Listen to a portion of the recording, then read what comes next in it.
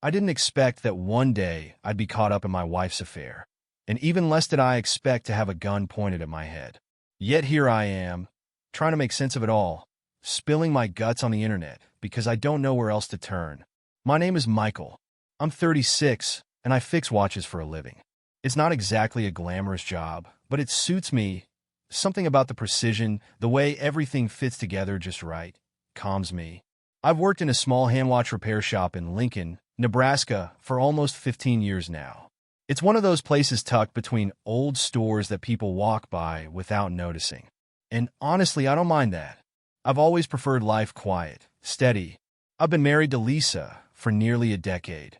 She's 33 and works as a pastry chef, specializing in cupcakes at a local bakery. She has a way with sweets. Everyone loves her creations, and she's always getting compliments on her cakes and treats. We used to joke that if she didn't have flour on her clothes when she came home, she wasn't really working. I loved how passionate she was about baking, how she'd spend hours on new recipes, always trying to make something better, prettier, tastier. But lately, things have been different. I don't know how to explain it really. It's like something has shifted between us, and I can't quite put my finger on what or when it started. At first, I thought it was just work.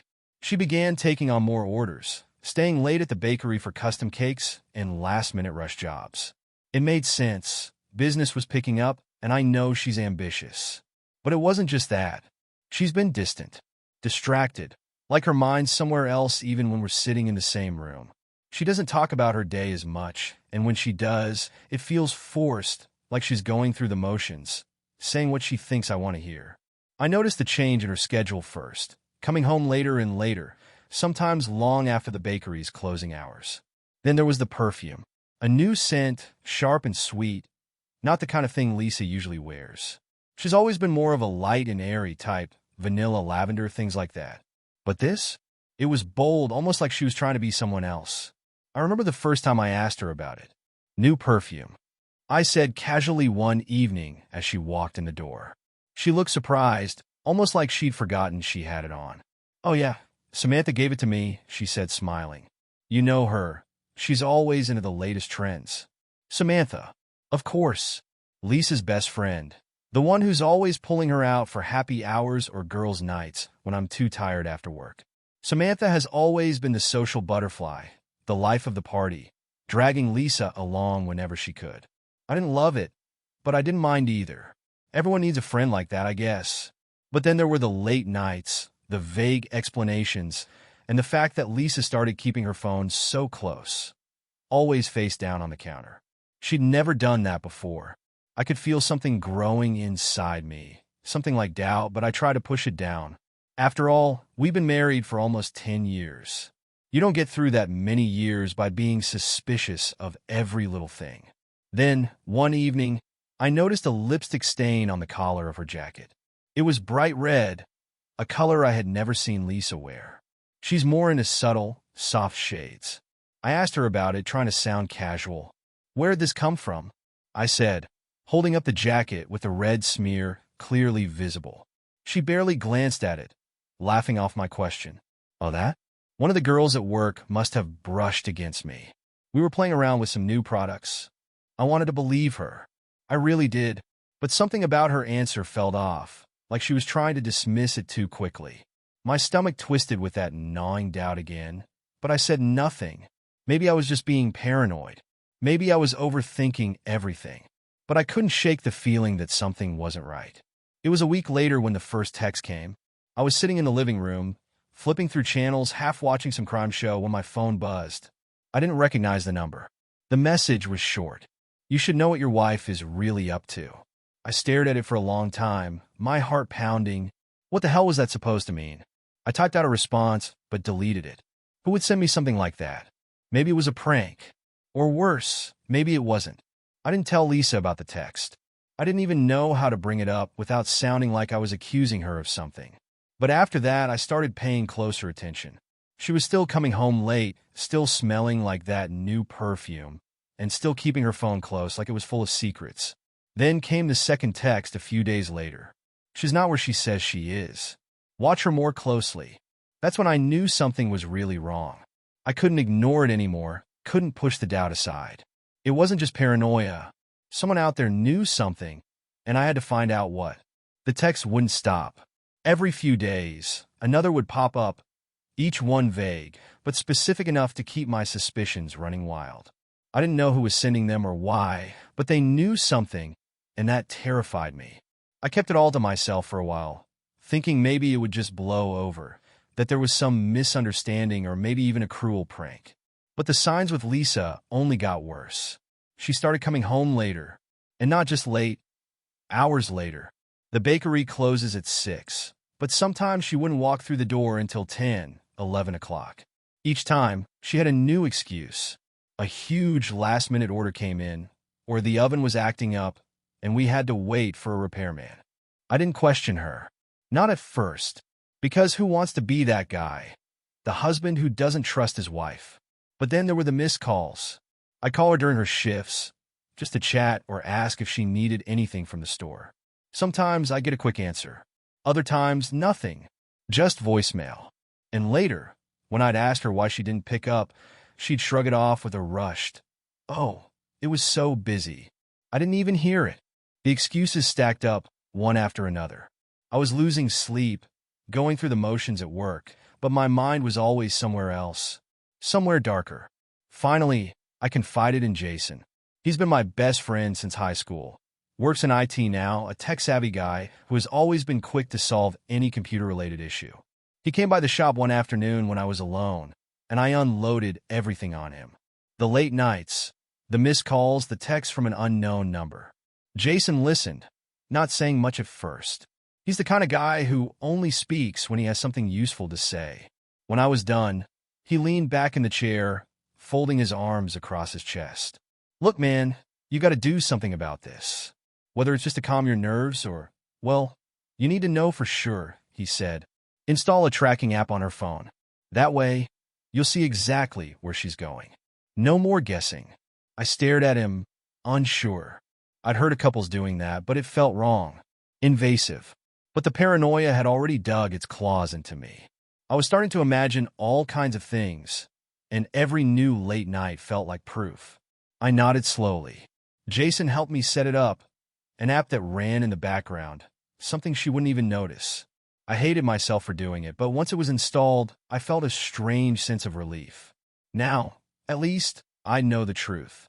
The first few days didn't show anything unusual. She'd go to the bakery in the morning, come home at night, just like she said. There were a couple of long stops at Samantha's, but that wasn't anything out of the ordinary. I tried to convince myself that maybe I was overreacting, that maybe it was all in my head. But then it happened. It was a Friday night, and she'd told me she had a big custom cake order, something extravagant for a wedding the next day. She said she'd probably be at the bakery until midnight, making sure everything was perfect. I believed her. I wanted to believe her. So I settled in at home, trying to keep my mind occupied with TV and the sound of ticking clocks from my workbench. By 9 p.m., I checked the tracking app. She wasn't at the bakery. She wasn't anywhere near it. Her location showed up in a residential neighborhood across town, on the corner of Maple and 3rd, miles away from where she was supposed to be. My hands started to shake as I zoomed in on the map, staring at the blinking that represented her phone. It was a house. I didn't recognize it. No restaurants, no shops, no reason for her to be there. My mind raced with possibilities, each one worse than the last. What was she doing there? Who was she with? I needed answers, and for the first time in weeks, I wasn't going to sit back and just wonder. I grabbed my jacket, barely remembering to lock the door behind me as I got into the car. The drive to Maple and 3rd felt like forever, my stomach twisting with every red light. I kept glancing at the app, making sure she was still there, praying I wouldn't get a notification saying she was on her way home. When I finally pulled up to the street, I parked a block away, far enough to stay out of sight but close enough to see the house. Lisa's car was there, parked along the curb like she belonged. I stared at it, gripping the steering wheel so tight my knuckles turned white. I didn't get out right away. I just sat there, watching, waiting, hoping to see something, anything that would make sense of this. The front door of the house opened, and that's when I saw her. Lisa. And she wasn't alone. Tyler. I'd seen him before, a regular at the bakery. He's a real estate agent, always coming in for coffee and pastries. I remember thinking he was just another customer, maybe a little too friendly but harmless. But here he was, standing way too close to my wife, his hand on her back, guiding her into the house. I couldn't breathe. The air felt thick, heavy. I wanted to storm over there, demand to know what the hell was going on. But something stopped me. Instead, I watched as they disappeared inside, the door closing behind them like the final nail in a coffin. I sat there for what felt like hours, my mind racing with possibilities. They were alone inside that house. And for the first time, it wasn't just suspicion gnawing at me. It was cold, hard proof. But something wasn't right. It didn't feel romantic, the way they were standing. There was no affection, no tenderness. Just secrecy. I thought maybe I was reading into it, my mind playing tricks on me. But the more I thought about it, the more it didn't make sense. I drove away from Tyler's house that night, but I couldn't shake the image of them together at his door. Lisa's standing close to him, his hand on her back, guiding her inside like they were in on some shared secret. I should have stormed in, demanded answers, but something held me back. It wasn't fear. No, it was confusion. That scene didn't feel like what I expected. There was no affection between them. No lingering touch. Just something I couldn't place. Something colder. By the time I got home, the questions were driving me mad. I couldn't just sit around waiting for the next text, the next excuse. I needed to know exactly what was going on. But how? Confronting her outright didn't feel right. Not yet. Not without more proof. I wasn't going to accuse my wife of something this big on just a hunch and a few texts from an anonymous number. I needed something solid. That night, I hardly slept. The walls of our house, once a place of comfort, now felt suffocating. Every sound, every creak of the floorboards felt louder, more intrusive. Lisa came home late, well after midnight, but I pretended to be asleep. She slipped into bed quietly, no explanation, no attempt to wake me. I lay there, eyes closed, listening to the sound of her breathing, wondering what was happening to the woman I'd spent 10 years building a life with. The next morning, I woke with a plan. I was going to catch her in the act, not just at Tyler's, but everywhere. If there was something she was hiding, I'd find it. I decided to install hidden cameras. It felt insane, like something straight out of a bad TV drama. But at this point, I needed clarity more than I needed to feel sane. I reached out to Jason again, asking him for help without giving away too many details. He didn't pry, he never does. Just showed up that afternoon with a couple of tiny cameras, the kind you'd never notice unless you were looking for them. He showed me how to set them up, no questions asked. I placed one in her car and another in the bedroom, hidden in the corner where the bookshelf sits. They'd record whenever there was movement, giving me the proof I needed if something shady was happening. That night, Lisa told me she had another late order to finish at the bakery. I didn't argue. I just kissed her goodbye like I always did and waited for her to leave. As soon as she was out the door, I checked the camera feed from her car. I watched as she drove, her phone in her lap, tapping away like she was sending a message. When she reached a stoplight, I saw it, an unreadable expression on her face. Focused, determined, like she was heading somewhere specific. But it wasn't the bakery she was going to. She was going back to the house on Maple and 3rd. The moment she parked, my stomach dropped. I watched, heart pounding, as she stepped out of the car, checked her phone, and then walked inside the house. She wasn't even trying to hide it anymore. I felt the familiar weight of panic building in my chest, but I forced myself to stay calm. I needed more. Just a few minutes of footage wasn't going to tell me the full story. The footage from the camera in her car kept rolling. 15 minutes passed, then 20. I stared at the screen, unsure of what to expect, when finally, she reappeared. She wasn't alone. Tyler walked out with her, but there was something different this time. He wasn't standing close to her like before. No flirtation. Instead, he handed her an envelope, thick, like it was full of cash or papers. Lisa took it, barely glancing at him, and walked straight back to her car. There was no lingering, no words exchanged. She just got in and drove off, heading back in the direction of our house. I sat there, staring at the screen, replaying the footage over and over. An envelope? What the hell was that about? Whatever was happening between them, it wasn't just an affair. No one hands over an envelope of cash after a romantic fling. This was something else, something that felt bigger, more calculated. My mind raced with possibilities. Was it blackmail? Was Lisa being paid off for something? I didn't know what to think. When she came home later that night, I pretended to be asleep again, but my heart was racing. She moved quietly through the room, setting her purse down on the chair by the window. I kept one eye cracked open, watching. She pulled the envelope out of her bag, glanced over her shoulder at me, then quickly tucked it into the bottom drawer of her dresser. I lay there, barely breathing, my heart pounding in my chest. What the hell was going on? The next morning, I waited until Lisa left for work, then went straight to the dresser. I pulled open the bottom drawer, my hands trembling, and there was the envelope. I hesitated for a moment before tearing it open. Inside were stacks of cash. Not just a little, but enough to make my throat go dry. And there was a piece of paper, some kind of contract, though I couldn't make sense of it right away. It was covered in legal jargon and signatures. My stomach churned as I flipped through it, but one thing was clear. This wasn't a love affair. This was a business deal. I stuffed everything back into the drawer, my mind spinning. Lisa wasn't just cheating. She was involved in something far more serious. The Tyler connection was part of a larger scheme, something involving money, contracts, and God knows what else. But why? What could she possibly be mixed up in that required envelopes full of cash and legal contracts? And who else was involved? I needed answers, but I knew I couldn't get them by confronting her. Not yet. Whatever was going on, Lisa wasn't just lying to me. She was hiding something bigger than infidelity. Something dangerous. I couldn't get the image of that envelope out of my mind. Cash. Contracts. What had I stumbled into? It wasn't just about Lisa anymore. This was bigger. Much bigger. The questions were eating me alive. Was she stealing money? Was it blackmail? Drugs? Whatever it was, I had to get to the bottom of it. But I couldn't go to Lisa directly. Not yet. I needed more answers before I confronted her. And there was one person who knew more than she was letting on. Samantha. I'd always suspected Samantha had more influence over Lisa than was healthy. She was wild, unpredictable, exactly the kind of friend who could get someone into trouble. But the more I thought about it, the more I realized that Samantha might be the key to understanding everything. She was Lisa's confidant. If anyone knew what was really going on, it was her. I decided to confront her.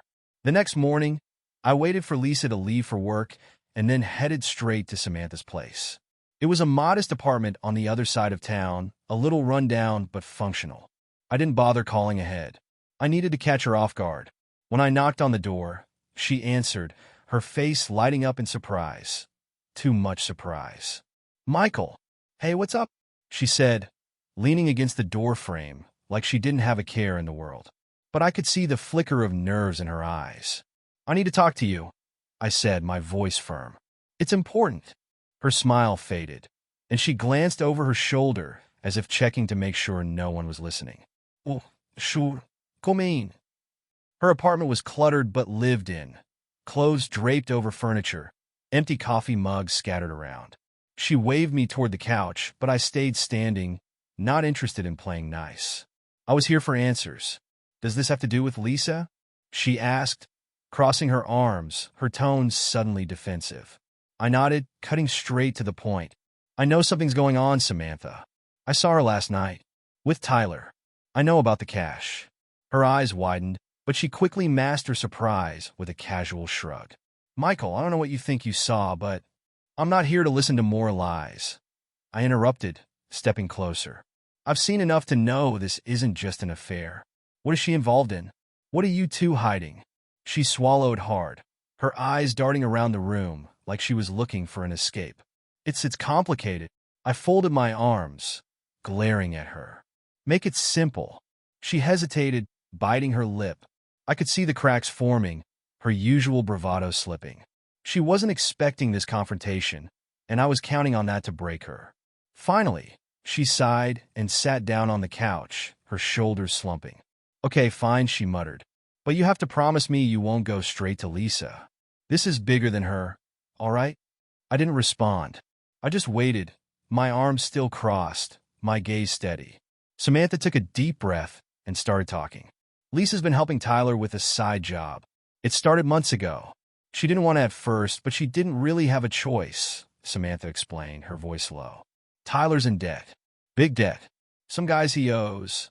Well, they're not the type you want to mess with.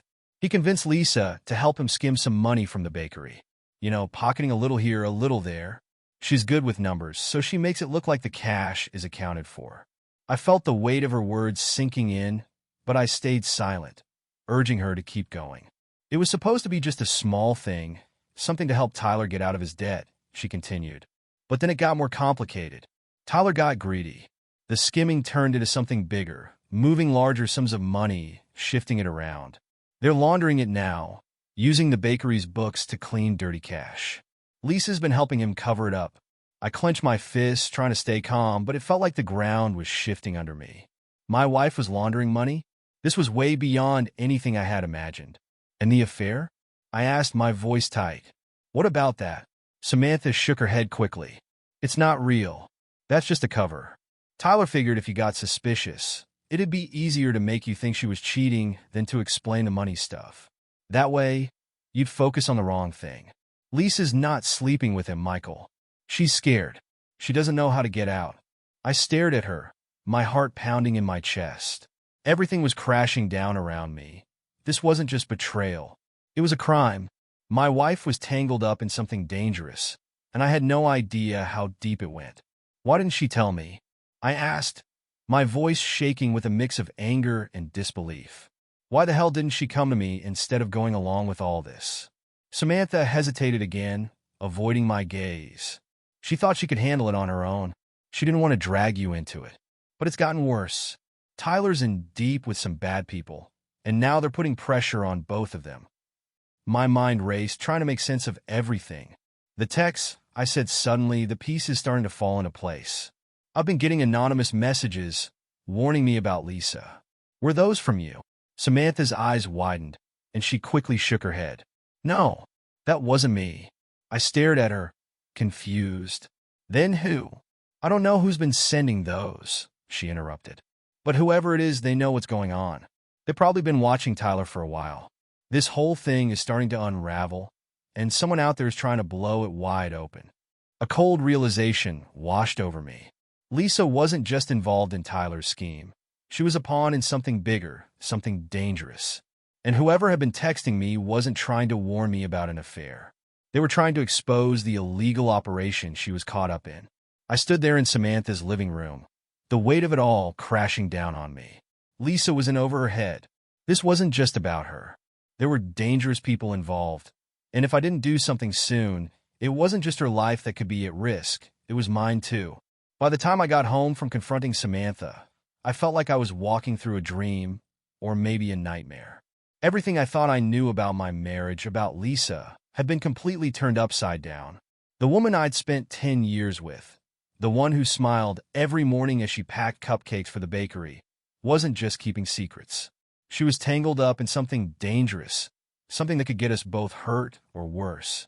I tried to think rationally, but my mind wouldn't stop spinning. The money laundering, Tyler, the fake affair, it all felt like a bad movie plot. How could this happen without me seeing it? I spent the rest of the day pacing the living room, replaying everything Samantha had told me. But I knew that I couldn't keep this to myself any longer. It was time to confront Lisa, no matter how much I dreaded the conversation. That night, when she came home from work, I was waiting for her in the kitchen.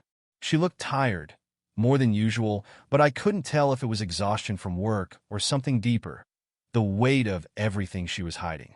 "Hey," she said, forcing a smile. "You look like you've had a long day." I couldn't play along anymore. "We need to talk, Lisa." Her smile faltered, and she hesitated before setting her purse down on the counter. "About what?" "About you. About Tyler.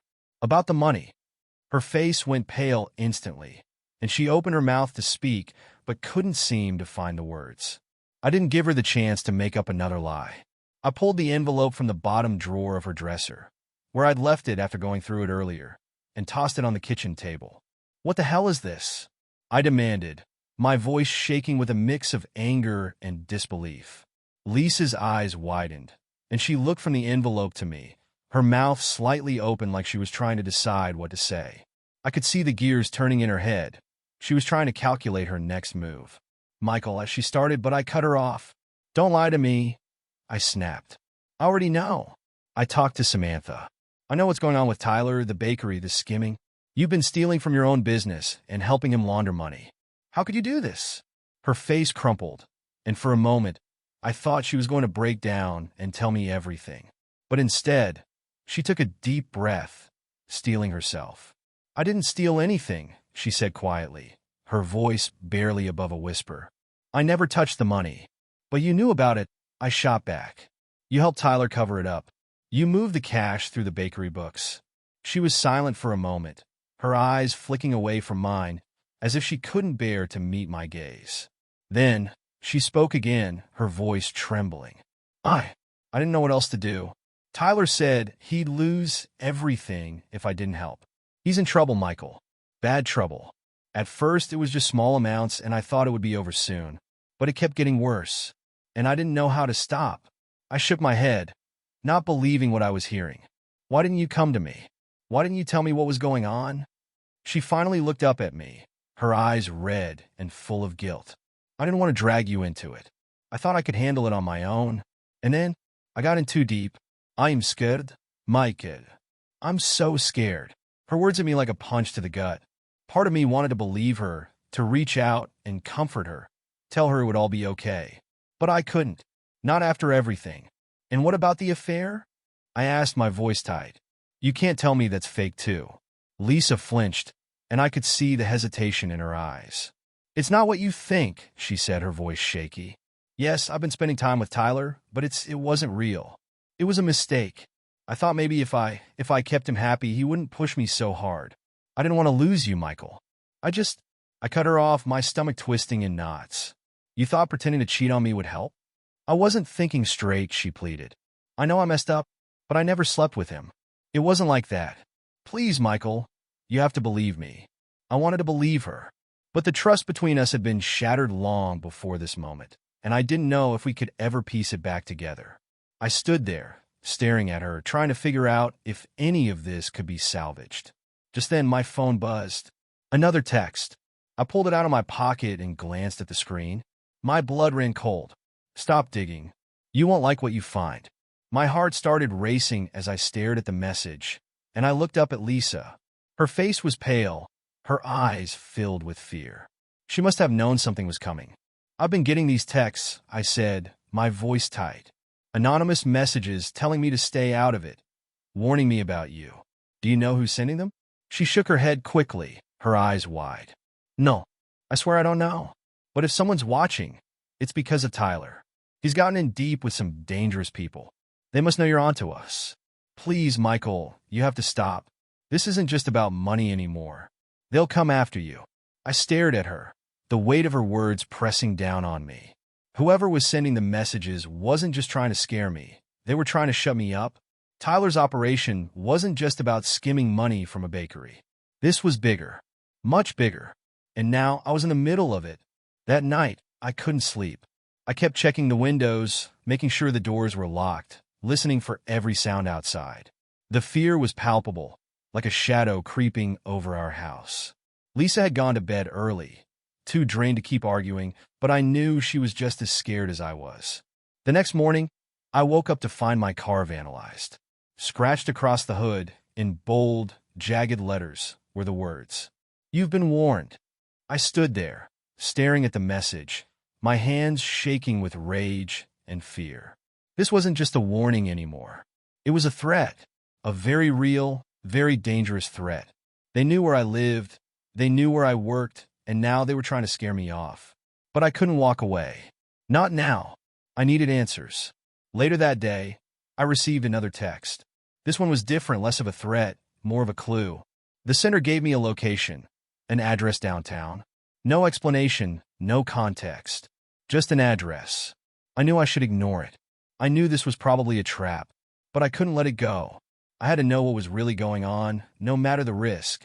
When I arrived at the address, it was an old warehouse, run down and empty, the kind of place no one would look twice at. I hesitated outside, my pulse racing, but eventually pushed open the door and stepped inside. The building was dark, dusty, and cold. I wandered through the empty space, my footsteps echoing in the vastness of the place. And then, in the back corner, I found it, a table covered in paperwork, bank statements, and more envelopes stuffed with cash.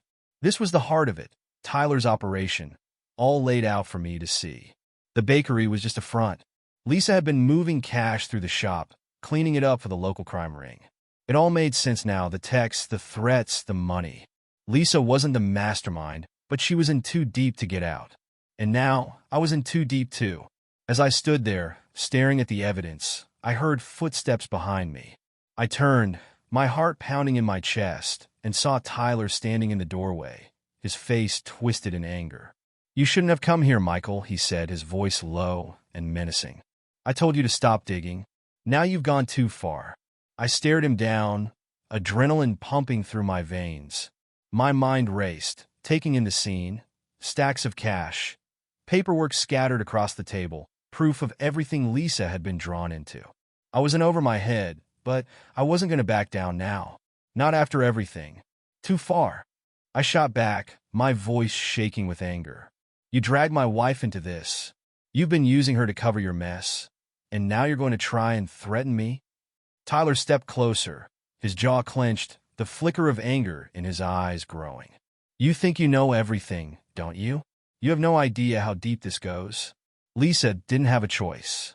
None of us did. I could feel the tension rising, my pulse racing, but I didn't flinch. She had a choice. She could have come to me. Instead, she's been hiding everything, and now she's in this because of you. Tyler shook his head, a bitter laugh escaping his lips.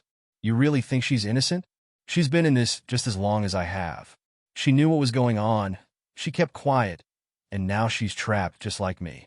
But you had to push, didn't you? You had to keep digging." "I did what any husband would do," I snapped. "I wanted the truth." "Truth?" Tyler laughed again, stepping closer, his voice dripping with disdain. "The truth is, she was trying to save herself. This whole thing started because we were both in debt, both desperate. She's been cleaning money through that bakery, making sure we stay afloat. And now you've blown it all up." I clenched my fists, rage building inside me. "You put her in this position, Tyler. You manipulated her." He shook his head again, a hint of frustration crossing his face. "We were both stuck. And now, thanks to you, we're both screwed." Just as I was about to demand more answers, I heard the sound of footsteps echoing from the entrance. My heart skipped a beat, thinking it might be someone from Tyler's operation. But then I saw her. Samantha. She stepped into the room, her eyes cold and calculating, and in her hand was a gun, pointed directly at Tyler and me. "Enough," she said, her voice steady, controlled. "I think it's time we clear a few things up." Tyler's face paled, and he took a step back. "Samantha, what the hell are you doing?" She smiled, a dark, twisted smile that sent a chill down my spine. "What I should have done a long time ago. I've been pulling the strings from the start, but you two idiots couldn't keep your mouths shut." My heart raced as I processed what was happening. Samantha. She was the mastermind behind all of this? The text, the manipulation.